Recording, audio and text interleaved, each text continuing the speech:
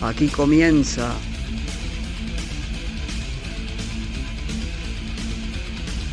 Naturaleza Somos.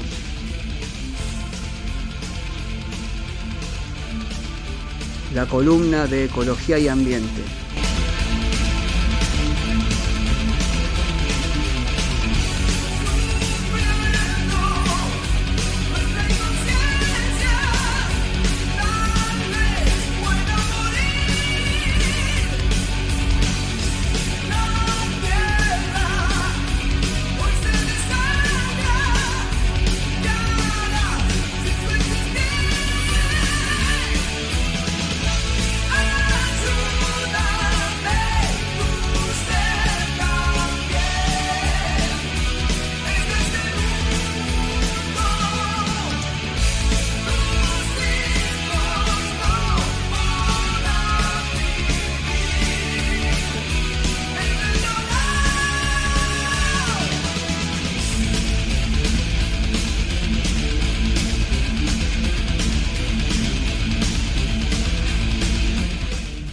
Bienvenidos, bienvenidas, bienvenides a una nueva edición de Naturaleza Somos, la columna de Ecología y Ambiente aquí en el Viejo de Arriba. Pablo Varela, quien les habla.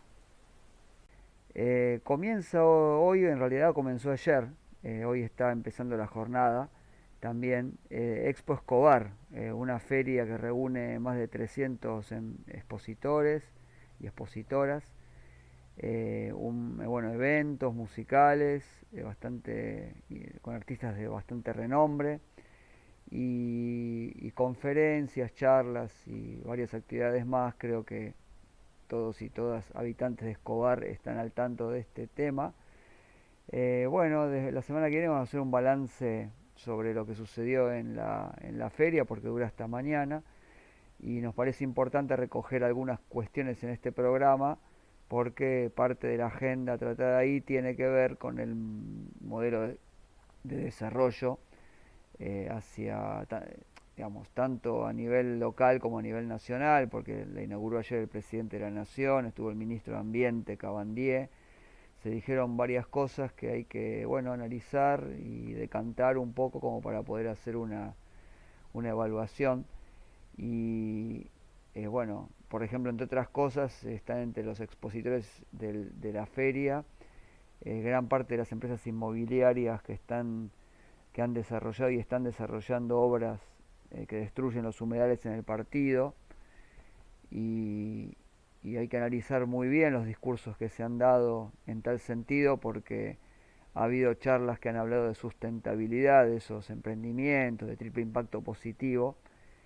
Y nos va a interesar mucho poder escucharlas y analizar su contenido como para poder hacer una evaluación crítica. Lo que sí les recomiendo fuertemente es visitar el stand que ha puesto ahí en la feria la red del río Luján, justamente visualizando de alguna manera los impactos reales, no los del marketing, sino los que realmente se ven en la práctica, a consecuencia de la instalación de estos emprendimientos urbanísticos y la destrucción que producen sobre los bienes comunes, particularmente sobre los ecosistemas de humedal. Así que el stand desde la feria de la red del río Luján en la feria Expo Escobar. Y vamos a escuchar hoy una conferencia sobre el tema ecofeminismo y las relaciones que existen entre el feminismo, el ecologismo y el anticapitalismo, más allá de coincidir o no con la postura de la expositora, que es Yayo Herrero. Ahora les voy a comentar un poquito quién es. Me parece que es muy interesante escucharla, porque Yayo es muy, muy didáctico, además de una persona muy formada, que explica con una claridad realmente notable, cosas a veces muy, muy difíciles de explicar. Y que nos permite abrir un poco la cabeza, ¿no?, para entender cómo funciona todo un sistema que implica múltiples opresiones que a veces son difíciles de identificar y de conceptualizar en la vida cotidiana, y de encontrar relaciones que no se pueden vincular tan fácilmente. Yayo Herrero es una investigadora española activista también. Ella es ingeniera agrónoma y además es antropóloga. Es una de las fundadoras de la red de Ecologistas en Acción en España, y una persona que, bueno, con su trabajo y con su militancia recorre con mucha asiduidad nuestro país y Latinoamérica en general. Hemos tenido el gusto de conocerla personalmente en jornadas de la Asociación Argentina de Economía Ecológica, donde con una enorme generosidad viene a compartir su experiencia, a dar charlas. Así que bueno, sin más, para dejarla hablar a ella, que es mucho mejor, las dejo y los dejo con Yayo Herrero, una charla que se llama Propuestas ecofeministas para transitar a un mundo justo y sostenible, imperdible.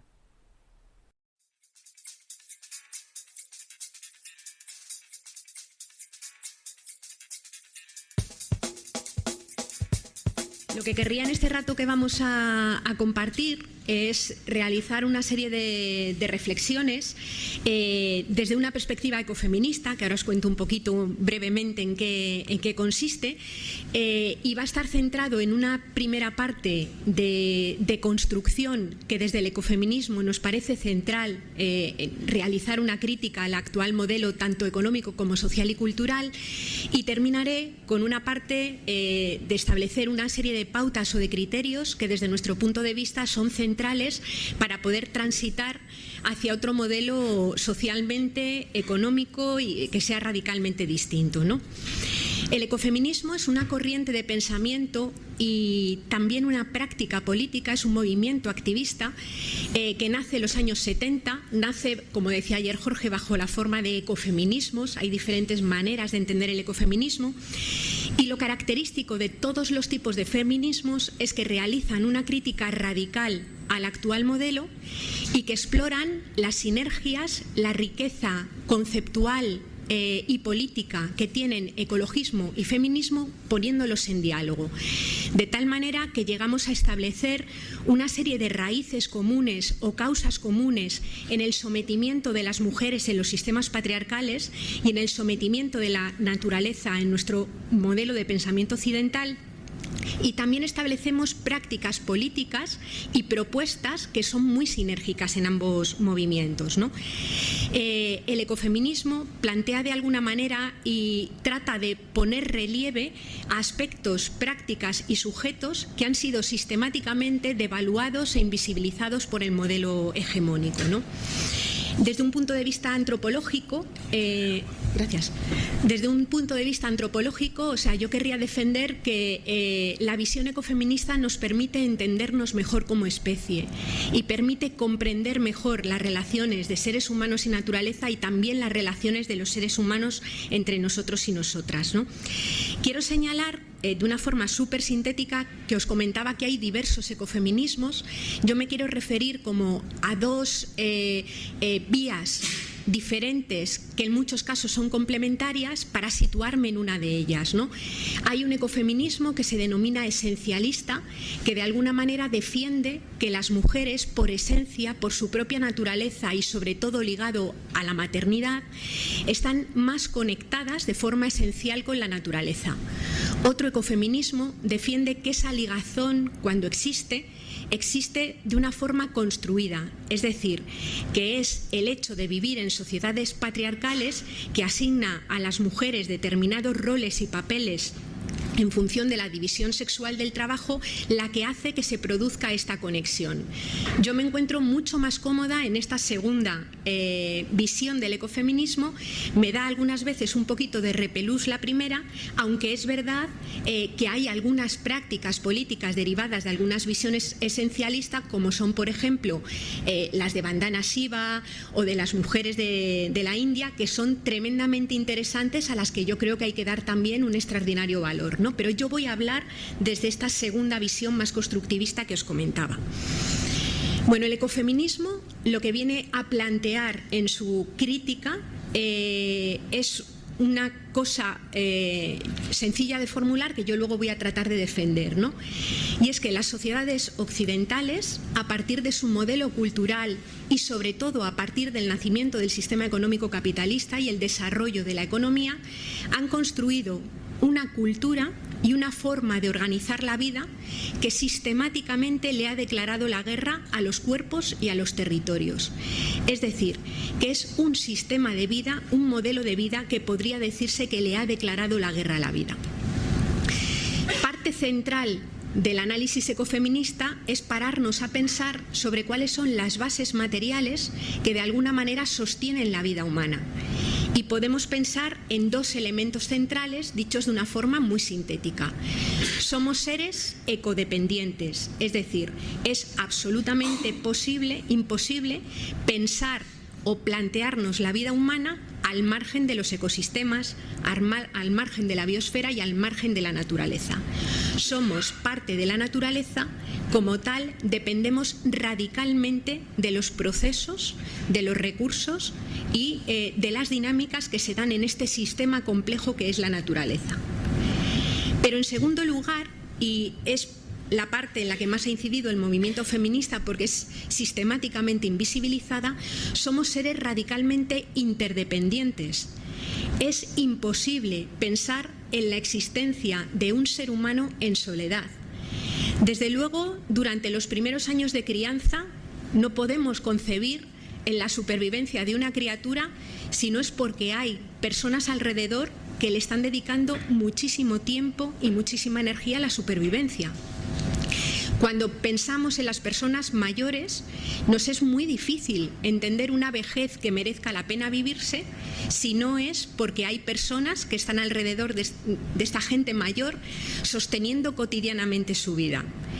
En aquellos casos en los que haya personas que tengan diversidad funcional o alguna discapacidad fuerte, el apoyo para poder llevar vidas que merezcan la pena vivirse tendrá que ser a lo largo de toda la vida de esta persona. Igualmente en los momentos en los que estamos enfermas. Es decir, que a lo largo de toda la vida, pero sobre todo en algunos momentos del ciclo vital, la vida humana depende radicalmente del trabajo que otras personas nos dedican. Esta dependencia viene dada por el hecho de que los seres humanos somos seres que vivimos encarnados en cuerpos que son vulnerables, que es un gran elemento invisibilizado en nuestras culturas. Los cuerpos se envejecen, mueren y son finitos. Y por tanto, en su evolución, estos cuerpos vulnerables necesitan de este trabajo de otras personas que hay alrededor. Pues bien, en las sociedades patriarcales, por los roles que impone la división sexual del trabajo y no porque las mujeres estemos dotadas mejor genéticamente para poder realizar estas tareas de cuidados, estos trabajos son mayoritariamente realizados en un espacio privado invisible, que son los hogares, y son mayoritariamente realizados por mujeres. Luego entraremos más de lleno en este tema, ¿no? Lo que nos encontramos es que en ambos ámbitos de dependencia material, ya sea en la ecodependencia y en la interdependencia, hay límites. Y esto salía ayer en las ponencias de forma recurrente, la existencia de un planeta físico que tiene límites, ¿no? En un planeta físico que tiene límites, nada se puede plantear crecer de forma indefinida. Ni un bosque de robles, ni un arrecife de coral, ni una ciudad, ni por supuesto el conjunto del sistema económico capitalista. Ni el superhámster que nos decía. Ni siquiera el superhámster de Víctor. Nada puede plantearse crecer de forma ilimitada. Pero igual que existen límites en la naturaleza, existen límites asociados a la vida encarnada en cuerpos vulnerables. Los límites a la vida humana los marca la propia muerte, es decir, que ya existe una finitud de los propios cuerpos y existen también límites en las capacidades y en los tiempos de las personas para cuidar de la vida humana. Pues bien, resulta que hemos construido un sistema económico sobre el que hemos hablado estos días que no conoce límites, que necesita crecer de forma permanente y continua, y esto nos somete a una contradicción importante, ¿no? ¿Cómo hemos podido llegar a esta situación? ¿Cómo hemos podido construir un modelo social y cultural que permanece ajeno e invisibiliza precisamente aquello que le permite estar vivo. Pues ahí es donde quería hacer una revisión sintética. Yo lo voy a centrar en 3 aspectos que me parecen fundamentales, que creo que sostienen el armazón ideológico, que sostienen y de alguna manera modulan este sentido común con el que las personas miramos cotidianamente, entendemos lo que pasa en el mundo y actuamos en él. El primer elemento al que me quería referir, que salía ayer, Jorge lo planteaba en su intervención por la mañana, ha sido un aspecto muy trabajado por el movimiento feminista desde sus inicios, ¿no? Y ha sido cómo la cultura occidental ha crecido y se ha desarrollado instalada en una mirada dual sobre el mundo, en una mirada que entiende lo que nos rodea en términos de pares de opuestos. Me explico. La oposición que existe entre la cultura y la naturaleza, o la oposición que existe, por ejemplo, entre la mente y el cuerpo. Estas oposiciones, esta visión dual, que no nace obviamente con el capitalismo, sino que ya preexistía, sí que se ve de alguna manera consolidada y legitimada durante el nacimiento de la ciencia moderna y los años posteriores. Y a pesar de haber sido contestada por la propia ciencia, sigue estando muy vigente, ¿no? El ser humano occidental es prácticamente el único que ha elevado un muro infranqueable entre él y el resto del mundo vivo. Jorge, en la habitación de Pascal, lo llamaba que ha creado un abismo ontológico, ¿no?, entre la propia concepción de los seres humanos y el resto de la naturaleza. ¿Os acordáis? Descartes planteaba una división profunda entre el sujeto pensante y el mundo pensado, es decir, establecía una diferencia entre la persona que estaba reflexionando, pensaba y trataba de saber cómo era el mundo y el mundo que le rodeaba, ¿no? En aquel momento, en aquel modelo de pensamiento, se establecen también algunas visiones sobre lo no humano que adquieren categoría, digamos, de científica, ¿no? Es el momento en el que, por ejemplo, Descartes formula que los animales no humanos son como autómatas, son como máquinas que están sujetos a unas leyes físicas de intercambios de partículas o leyes que de alguna manera regulan el funcionamiento de esa maquinaria, ¿no? Descartes, en algunas de sus obras, llegaba a justificar los gritos, por ejemplo, de los animales viviseccionados, ¿no? Y decía, gritan del mismo modo que chirrían los goznes de una maquinaria cuando está funcionando, ¿no?, tratando de justificar la visión esta de autómata. Claro, esta visión de máquina o de autómata de la naturaleza y de lo no humano está muy relacionada con la lógica de sometimiento y dominio con el que crece la ciencia moderna. Bacon decía, la ciencia es el poder. El objetivo de la ciencia es dominar la naturaleza, decía él, y someterla hasta sus fundamentos, decía textualmente en sus Principia, ¿no? La idea de autómata, la idea de maquinaria se ve reforzada cuando surgen las leyes de la mecánica de Newton. Newton postula y formula la naturaleza como un gran reloj, como una gran máquina, de la cual, si somos capaces de conocer las leyes que la gobiernan, podemos predecir o podemos conocer absolutamente todo, ¿no? La naturaleza pasa a ser una sumisa autómata que de alguna manera está a disposición de los seres humanos en este modelo, quiero decir, en un modelo en el que comenzaban los primeros pasos de la revolución industrial y comenzaba un incipiente capitalismo, para someter, digamos, toda esta lógica al dominio de un modelo que empezaba a construirse con una lógica más vinculada a la acumulación, ¿no? La idea de esta separación que abarca también al tema del cuerpo, por ejemplo, Descartes también formulaba que el cuerpo de la persona, digamos, es la parte máquina de la persona, y que el cuerpo también es una masa de partículas, de vísceras regidas, digamos, por estas leyes de la naturaleza, que adquieren la condición de humano precisamente gracias a la capacidad de raciocinio. Es decir, es la razón, es la capacidad de pensar la que otorga capacidad, condición humana a un cuerpo que, si no, estaría mucho más ligado al ámbito de lo animal, al ámbito de lo no humano, ¿no? Esta consideración de la naturaleza como autómata, de la naturaleza como gran sumisa y del cuerpo como esa dimensión, digamos, natural, de esa dimensión más máquina de los seres humanos, condujo a lo que se llamó en aquel momento el desencantamiento del mundo, ¿no? Es decir, la ruptura con una imagen de la naturaleza anterior que estaba mucho más anclada, era mucho más concebida desde una visión mágica, pero más concebida como un organismo viviente, digamos que más que como un reloj regido por un mecanismo que los científicos podían de alguna forma desentrañar, ¿no?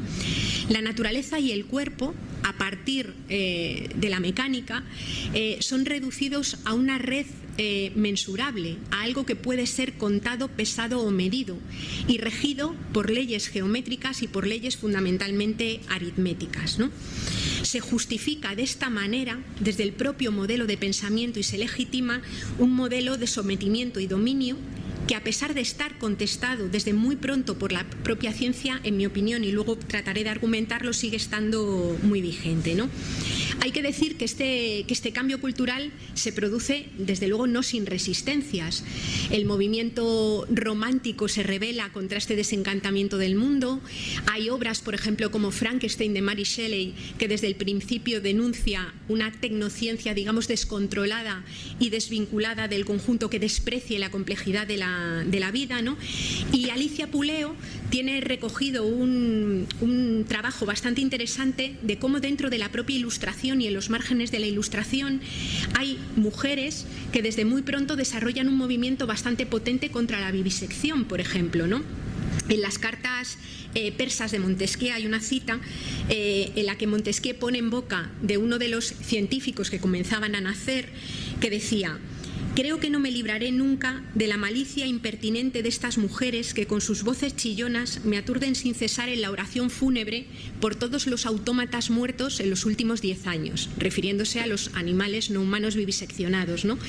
Y, por ejemplo, un autor como Queillot, en El automatismo de los animales, habla de que esta tesis, la del automatismo de los animales, dice así, dice: «La profundidad de esta tesis es inalcanzable para los cerebros de las mujeres que carecen de la solidez necesaria para comprender los principios abstractos de la filosofía».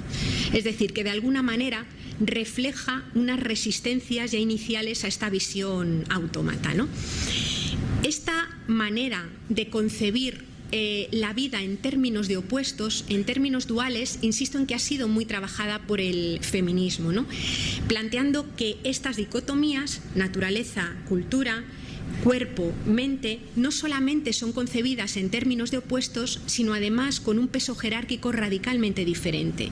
Se acuña una cultura en el que un modelo de pensar en el que la cultura está jerárquicamente por encima de la naturaleza, la mente jerárquicamente por encima del cuerpo, y además estas dicotomías, dice Celia Amorós, se encabalgan, es decir, se relacionan unas con otras.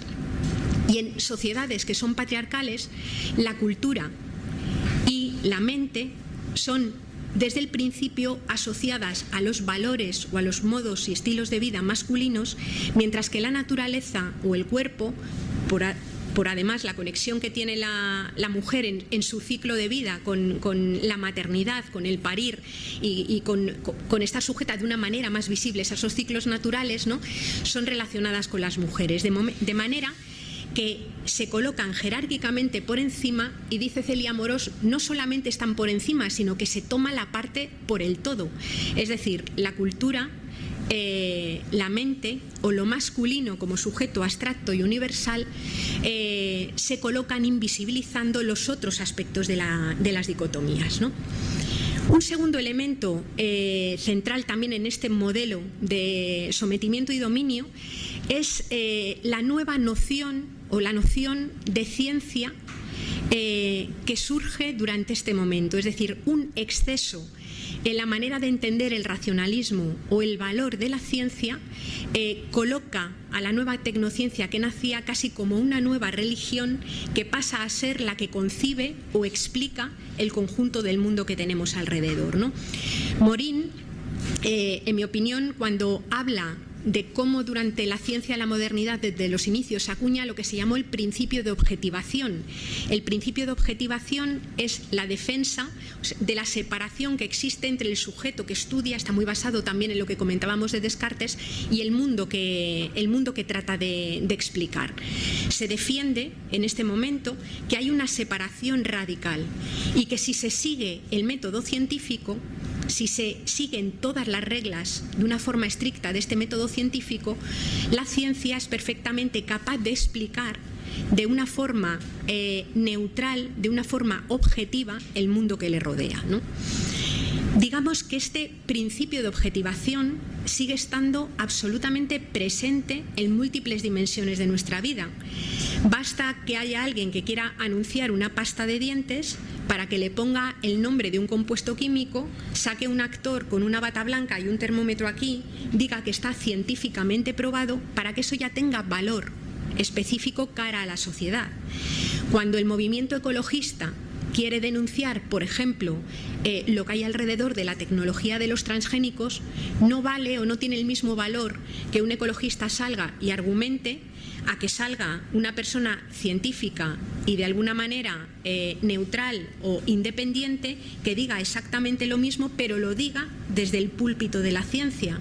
Y lo mismo cuando Monsanto quiere hacer propaganda de los transgénicos, obviamente tiene menos valor que quien lo defienda sea un ejecutivo de Monsanto, a que exista un grupo científico independiente que sea el que formule de alguna manera un estudio que tiene esa sanción. Es decir, que la sanción, todo lo que tiene que ver con los expertos que aparecen con esos títulos y esas mayúsculas, tienen una sanción porque se percibe como neutral.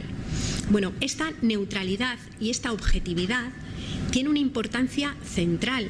Es decir, cuando los antropólogos victorianos llegaban a las sociedades africanas, a las sociedades que entonces se llamaban, ahora está muy mal visto, salvajes, y trataban de describir la realidad que les rodeaba y las describían con la metodología de la etnografía, no se podían despojar de todo su marco conceptual de ser individuos heterosexuales, victorianos, protestantes, y cuando llegaban a culturas en donde había matrimonios esteresposas, donde se practicaba la sodomía con alegría y naturalidad, donde no había los modelos, digamos, jerárquicos o de organización que ya estaban vigentes en Europa, y lo describía y lo caracterizaba como de sociedades salvajes sin cultura, se estaba haciendo un trabajo ideológico que servía de sostén, por ejemplo, para toda la práctica colonial tremenda, pero sin embargo tenía el apoyo o la legitimidad que daba una determinada manera de entender la ciencia, ¿no? Se acuñaron así nuevos dualismos que también se conciben en términos de opuestos y que unos anulan o eclipsan otros. Uno de ellos es la oposición que existe entre lo que se considera ciencia con mayúsculas y otros saberes que se consideran supersticiones o que están de alguna manera ocultos. Por ejemplo, todo el conocimiento de muchas sociedades tradicionales con respecto a la agricultura o a la conservación forestal es un conocimiento concebido como superstición o como saber frente al conocimiento, por ejemplo, de la ingeniería agronómica o de la ingeniería forestal que se ha desarrollado en nuestros marcos culturales, ¿no? Pero, sin embargo, ese conocimiento situado, ese conocimiento tácito y creado en el territorio es central. Y os pongo un ejemplo. Yo he estudiado en una escuela de agrónomos y aprendíamos que da lo mismo cultivar maíz en un sitio que en otro. Porque aunque la tierra fuera distinta, aunque la cantidad de agua fuera diferente, tenías la posibilidad de comprar materiales de otros lugares, de traer agua de otros lugares y tú podías forzar las condiciones. Creabas un conocimiento agronómico que era abstracto, que te valía prácticamente para cualquier lugar. Cuando ahora, por ejemplo, fruto de la crisis este verano, en un pueblo como Monesterio, un pueblo de Badajoz, hay un montón de familias precarias que tratan de volver a poner sus huertos en funcionamiento, se ponen a hacerlo, se encuentran con un problema central, y es que hay escasez de agua. Claro, ¿dónde está el conocimiento que permitía que en un lugar concreto las personas cultivaran con muy poquita agua? Pues hoy en el caso concreto de Monesterio, probablemente ese conocimiento languidece en los centros de día y en las residencias de Badajoz y de Cáceres. Y habría que hacer una verdadera antropología de salvamento para saber cómo hacía esa gente para sobrevivir en un territorio concreto con recursos escasos. Instituciones complejas como el Tribunal de las Aguas o como todas las instituciones culturales que han existido históricamente para gestionar recursos escasos y para distribuirlos, es un conocimiento creado en el territorio que no puede nacer en un lugar porque está ligado a las características de esos territorios, que es central en momentos de escasez o en momentos de supervivencia, ¿no? Por eso Elinor Ostrom, que es prácticamente la única mujer que ha tenido un premio Nobel la única que ha tenido un premio Nobel de Economía y cuya obra cuesta que se traduzca un montón, y cuando se traduce, claro, se agota y no hay quien la pille, cuando hablaba de los bienes comunes, caracterizaba los bienes comunes no solo como el bien en sí, no es solo el agua, no es solo la producción forestal, sino que llamaba bien común al agua y a todo el repertorio de prácticas culturales que de alguna manera permitía gestionarlo. El bien común es todo, es naturaleza y es cultura. El bien común es de alguna manera toda esa práctica política que va asociada también al manejo o al uso de los recursos que están ligados a la naturaleza, ¿no? Por tanto, esa mirada tecnocientífica, de alguna manera reduccionista, que luego, como veremos, ha sido totalmente superada por la propia ciencia, en mi opinión, ha hecho también de palanca en este modelo acelerado de destrucción y de sometimiento. Y el tercer elemento que quería, antes de pasar al tercer elemento, sí quería decir que toda esta manera mecánica, reduccionista de concebir la ciencia que nace durante la modernidad se ve superada prácticamente en los años siguientes. El principio de incertidumbre de Heisenberg, por ejemplo, muestra que cuando se observa modificamos lo observado. La mecánica cuántica revela que las relaciones no son en términos simplemente causa-efecto, sino que existen relaciones en términos no lineales, sinergias y en términos complejos. La ciencia ecológica revela que la naturaleza no es una sumisa autómata, sino que es una estructura autoorganizada, que en muchas cosas se parecía más a lo que defendían las sociedades premodernas, que era la naturaleza, ¿no? Que se autoorganiza y que, aunque hay elementos que obviamente pueden ser trabajados en términos de estructura y pueden ser predecibles, tiene también muchísimos elementos que se manejan en el término de lo impredecible, en el término de la incertidumbre. Como dice de alguna manera Kaufman, la naturaleza es un compromiso entre la estructura y la sorpresa y evoluciona entre la conservación y el cambio, es decir, que no es esa sumisa autómata que funciona de esta manera que se defendía, ¿no? ¿Invalida esto la mecánica clásica? No. La mecánica clásica sigue siendo válida y está totalmente vigente para fabricar tornillos, para fabricar máquinas. Es decir, es una ciencia que nace ligada a la concepción, dice René Passet, de las cosas muertas. Nos sirve para explicar y para comprender la lógica de lo muerto. El problema que tiene la mecánica clásica es que no nos sirve para entender ni lo infinitamente grande, ni lo infinitamente pequeño, ni lo infinitamente complejo como es el conjunto de la vida. Para eso la ciencia ha ido dando pasos y ha mostrado otras vías para poder comprender lo que nos rodeaba. ¿Pero qué sucede? Pues que hay muchos campos de la intervención que siguen ligados a visiones de la mecánica clásica. Y todavía hoy muchos ingenieros de caminos salen de la facultad creyéndose que un río es una especie de tubería de agua a la cual le metes y le sacas litros como te sale de los pies. O, por ejemplo, podemos salir de una facultad de ingeniería agronómica entendiendo una vaca como si fuera un montón de chuletas corriendo a la cual tú le metes comida por un agujero, intentas que salga lo mínimo por el otro y entre medias eso se va convirtiendo en materia grasa, en proteínas y tal, que es lo que luego llevamos al mercado. Es decir, que existe una concepción en muchos casos muy mecánica en los ámbitos de mayor intervención, en los ámbitos más duros de la tecnociencia.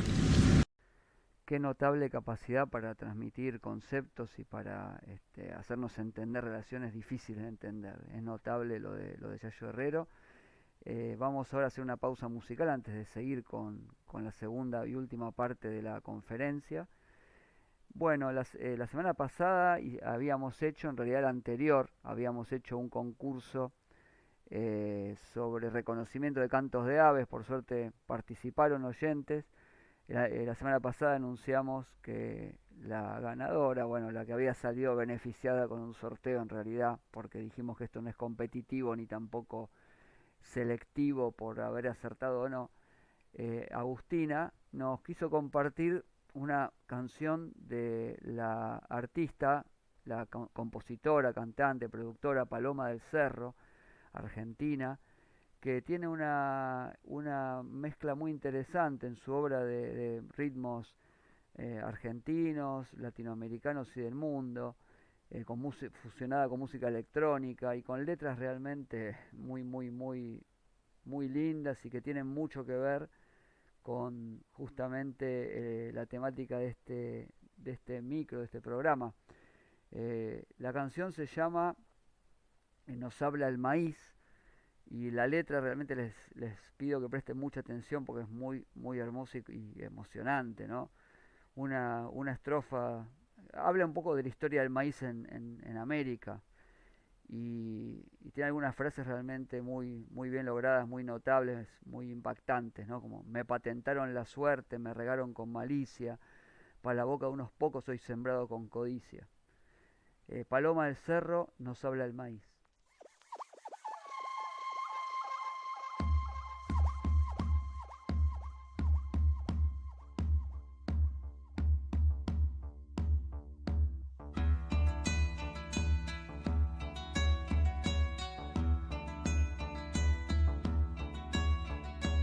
Nací en tierra nativa con poder de dar comida. Mis espigas acarician mis raíces.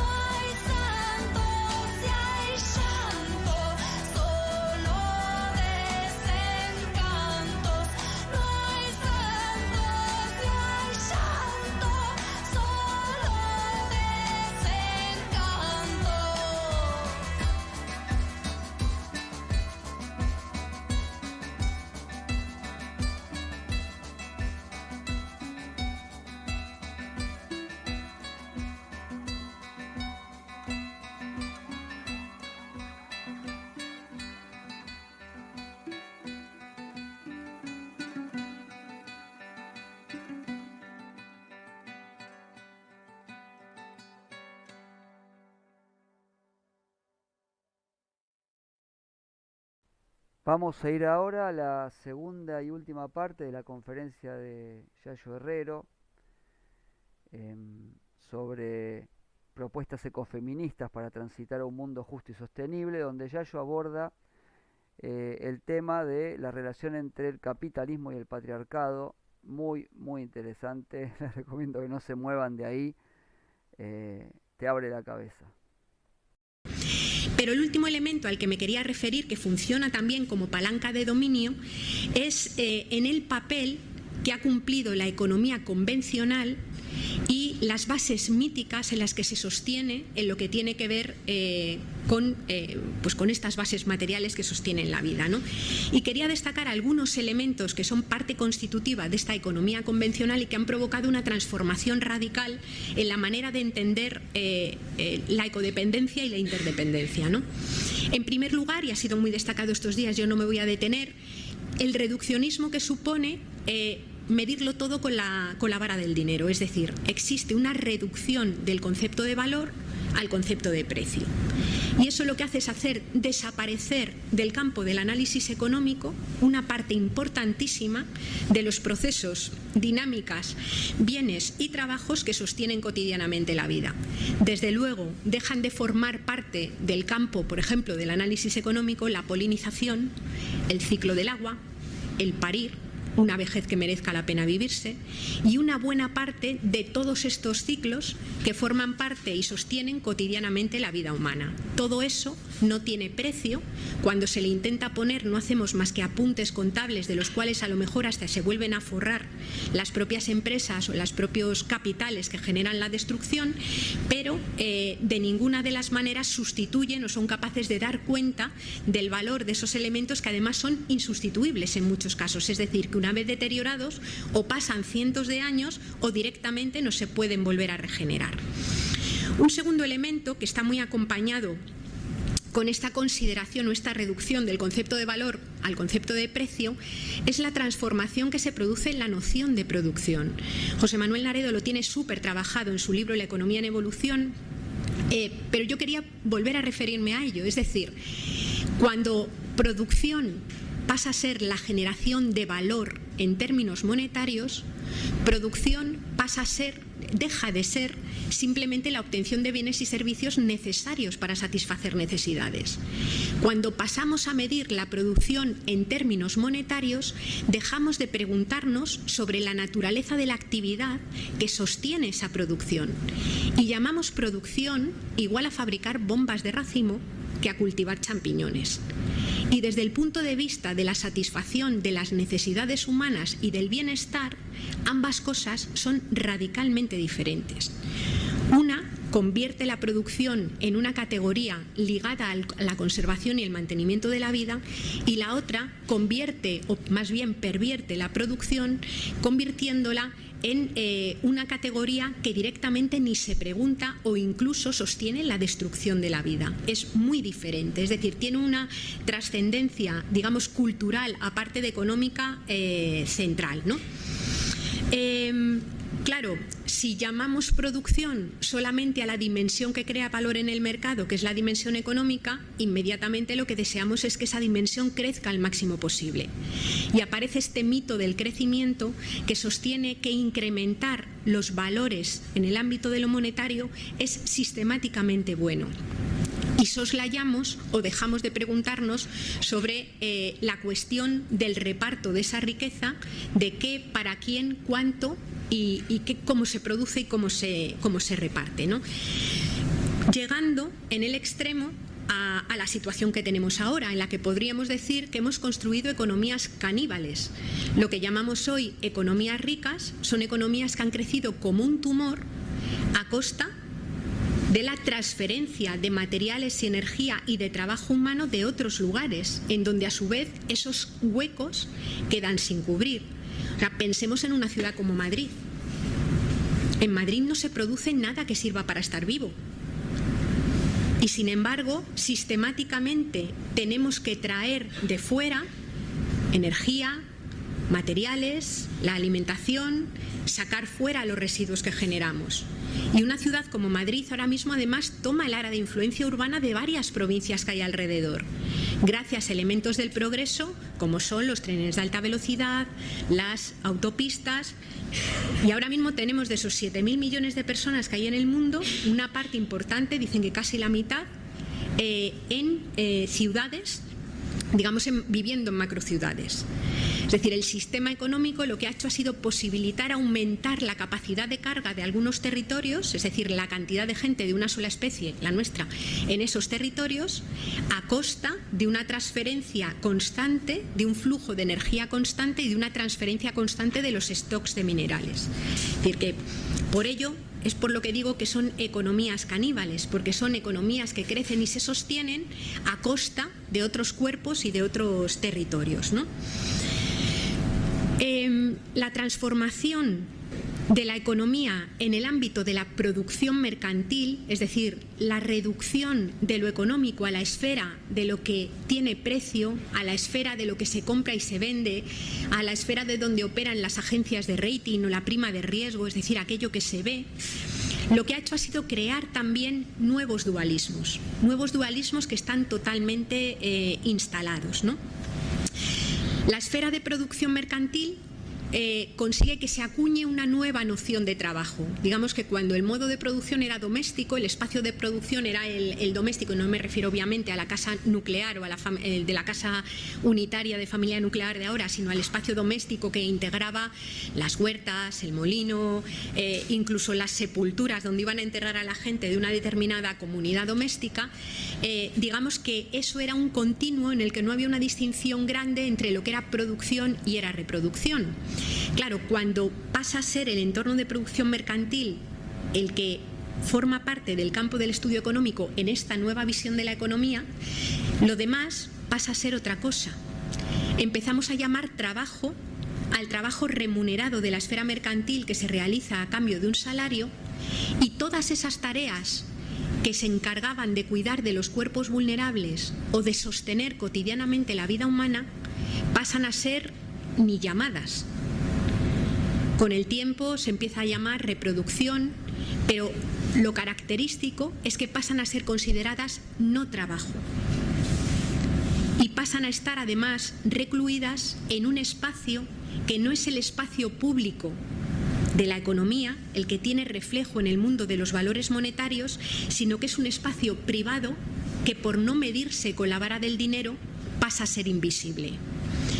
Pasamos a hablar de producción para referirnos a la producción en el mundo de la generación de valor monetario, y pasamos a llamar reproducción a todas esas tareas sin valor económico que se realizan fuera de la lupa, fuera del mundo visible de lo monetario, ¿no? Y además construimos un marco de derechos económicos y políticos que están ligados al mundo visible del trabajo remunerado. Es decir, en nuestra cultura tienes derecho a pensión, tienes derecho a protección en situaciones de vulnerabilidad como es el desempleo, a partir de la participación en ese mundo del empleo remunerado. Si no participas en ese espacio, tu protección social, digamos que la red de solidaridad pública, está ligada a tu relación o a tu dependencia, digamos clásicamente a través del matrimonio, por ejemplo, con la persona que sí formaba parte de ese espacio. Es decir, se articula un modelo que desde el feminismo señala la distinción del modelo de hombre ganador del pan y mujer, digamos, ángel del hogar, que se ocupa de todas estas tareas de reproducción, ¿no? Bueno, lo que está sucediendo en el momento actual es que ese modelo de reproducción social, ese modelo que era injusto desde el punto de vista de la invisibilización y de la devaluación de algunos trabajos, y además de un reparto, digamos, en condiciones de falta de libertad, se encuentra en quiebra. Se encuentra en quiebra y aquí llegamos, es decir, en este marco de crisis civilizatoria, de crisis global en el que hablábamos, yo no voy a entrar en la crisis ecológica porque ha sido súper tocada durante estos días y me quiero referir más a la crisis de reproducción social, ¿no? Que hace referencia a la segunda de las dependencias de la que hablábamos, la interdependencia, ¿no? ¿Por qué hace quiebra? Pues porque hasta el momento, ya os digo, con injusticias, con denuncias, pero había estado funcionando. Había un espacio que garantizaba, digamos, la obtención de unas rentas que entraban al espacio doméstico y había un espacio doméstico donde mayoritariamente las mujeres realizaban todas las tareas de sostén cotidiano de la vida y de reproducción de la vida. ¿Cuándo se empieza a quebrar ese modelo? Pues se empieza a quebrar en un principio, en el momento en el que las mujeres, con toda la legitimidad, encabezan o empiezan a abanderar un movimiento en el que pretenden y persiguen para sí mismas la consideración de sujeto político. Y se convierten y se reivindican como sujeto político de pleno derecho en el único espacio que te reconoce que seas sujeto político, que es el espacio del empleo remunerado. Y por tanto se produce un paso con luces y sombras, todavía en condiciones de injusticia, pero se produce un paso fuerte de las mujeres al mundo del empleo remunerado. Pero sin embargo, a la vez, no se hace el camino contrario. Es decir, los hombres, de forma mayoritaria, no asumen de forma corresponsable las tareas que las mujeres dejan de hacer en soledad dentro del marco de los hogares. Y ahí nos encontramos con que empieza a haber tensiones con el tiempo, con un tiempo limitado que hay que repartir entre los dos espacios. Porque el modelo de trabajo remunerado, el modelo de empleo, no está pensado para gente que tiene que responsabilizarse de la vida de otras personas, sino que está pensado para seres abstractos, que dice Amaya Pérez Orozco, que brotan cada día en su puesta de trabajo como un champiñón, lavados y planchados, sin tener la responsabilidad ni de autorregenerarse a ellos mismos, ni tampoco de cuidar de otras personas, ¿no? El otro día me comentaban, os pongo como caso para que veáis a dónde se llega, en el Estado español también se han ganado ya varias sentencias con el tema del amianto. Es decir, prácticamente todas las denuncias de trabajadores que han desempeñado toda su labor profesional en las fábricas de amianto y han enfermado, todas las denuncias que se han ido ganando.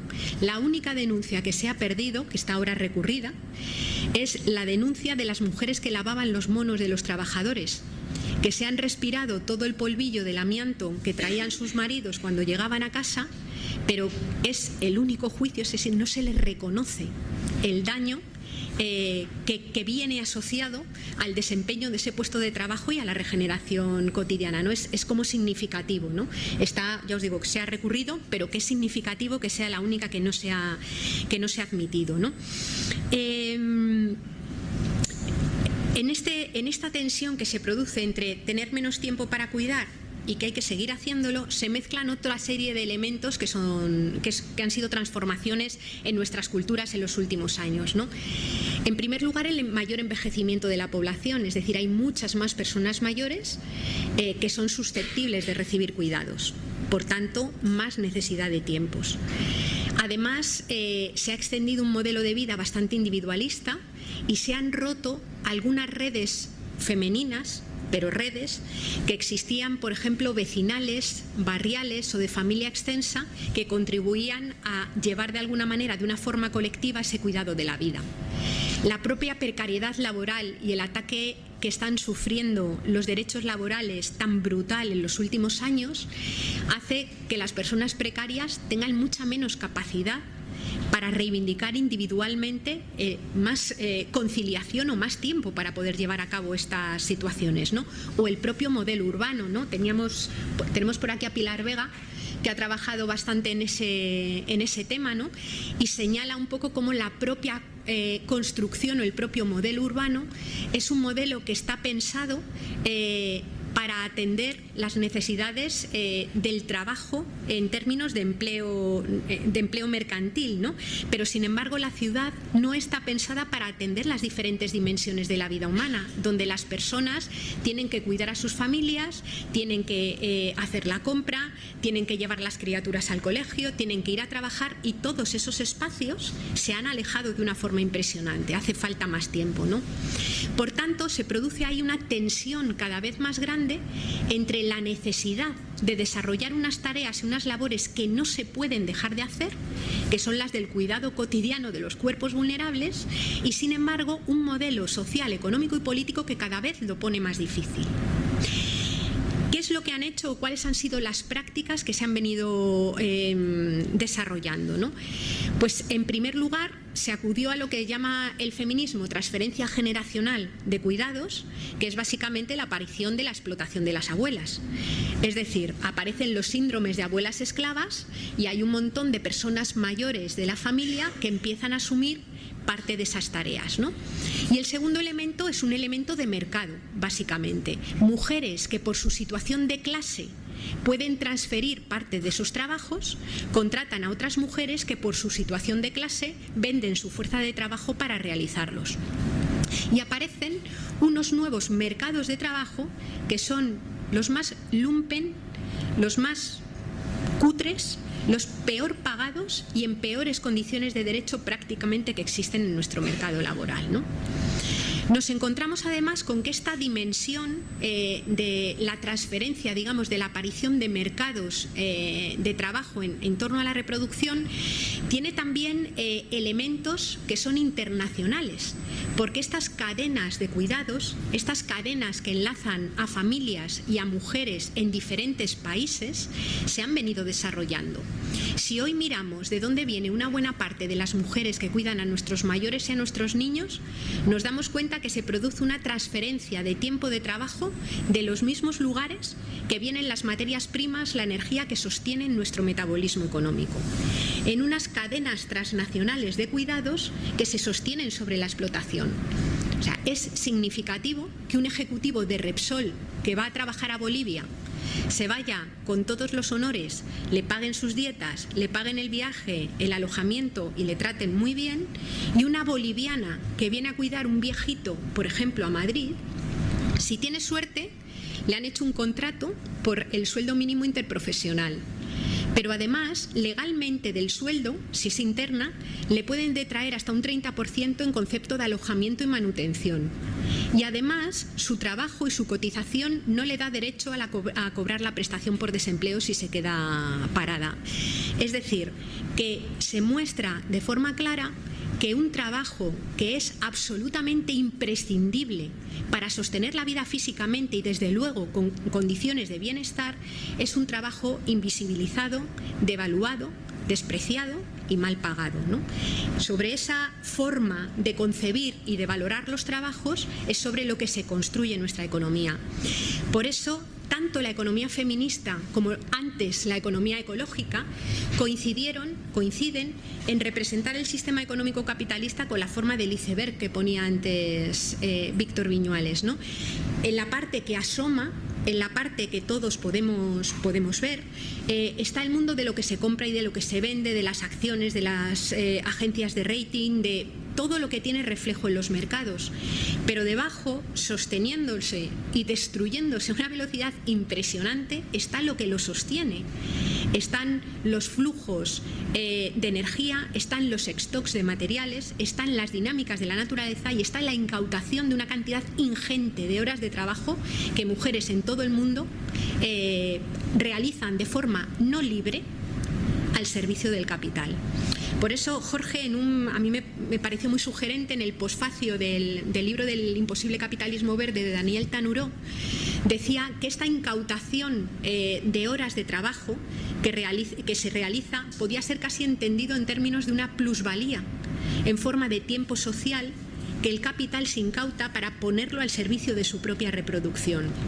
Es decir, que el patriarcado no solo, pero también tiene una dimensión de análisis que le conecta bien, a mi juicio, con la lucha de clases. Llegamos así al final de esta edición de Naturaleza Somos. la columna de Ecología y Ambiente en El Viejo de Arriba por la radioactiva comunitaria del colectivo cultural de Ingeniero Maschwitz, El Bondi. Los esperamos, las esperamos el próximo viernes a las 9, como todos los viernes, aquí en la radio. Muy buena semana para todos.